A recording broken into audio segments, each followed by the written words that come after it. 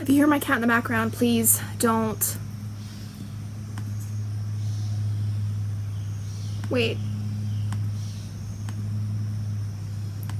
If you hear my cat in the background, don't do anything. He's just being stupid. Okay, so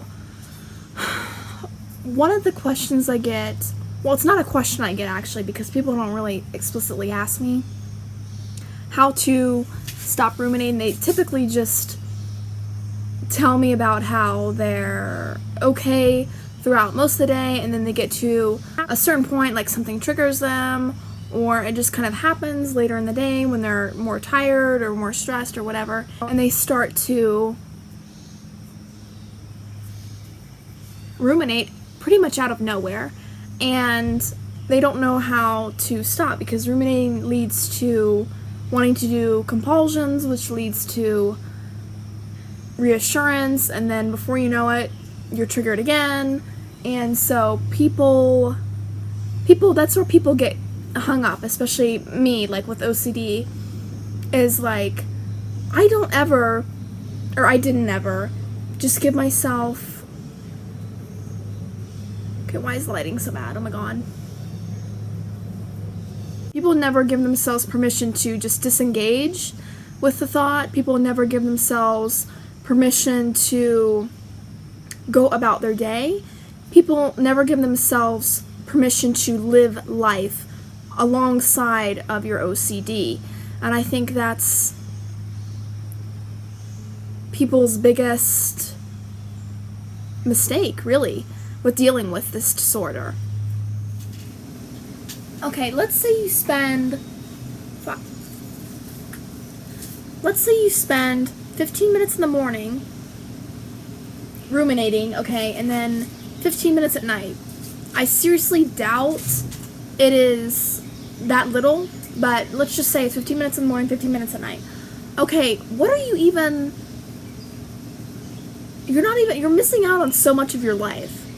Okay, you may think it's just 15 minutes. That's my whole point, is that it's probably actually more than that if you're an OCD sufferer, but that's 15 minutes you could be, I don't know, doing something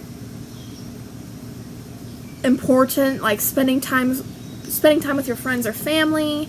You could be grocery shopping, you could be making money, you could be building an empire, you could be doing anything more important, washing the dishes even, more important than ruminating. And what many people don't understand about OCD is that rumination is just, it's such a choice. It's a choice of, you need to value your time and sanity. And if you're choosing again and again, this dish doesn't look right, I gotta fix it.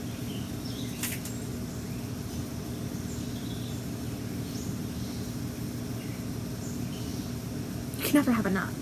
If you're choosing time and time again to abandon your sanity and abandon your well-being to engage in OCD, meaning instead of just ignoring the thought or feeling the thought and moving on, you're choosing to just replay it over and over and over again in your head, and you're ignoring your life.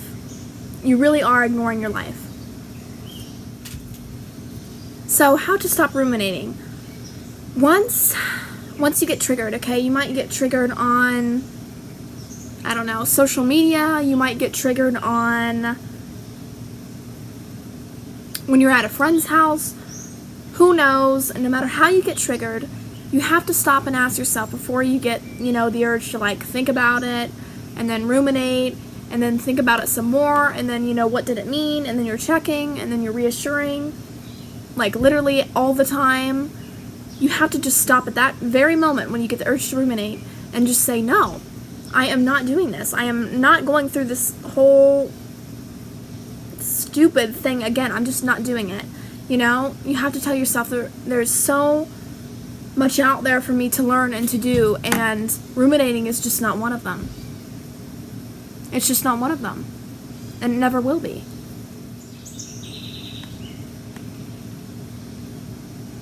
A final thing is that you cannot judge yourself for slipping back into the cycle either. because when you're mad at yourself, you're not going to get anything done, okay? It just makes things worse. So once you mess up, or whatever, and you start ruminating yet again, which is inevitable, by the way, just move on. I mean, why would you dwell on that? You have an actual disorder. I don't care if you're diagnosed or not. You have OCD symptoms, and you need to be patient and loving with yourself. That is the key component. Above everything else is obviously self-compassion.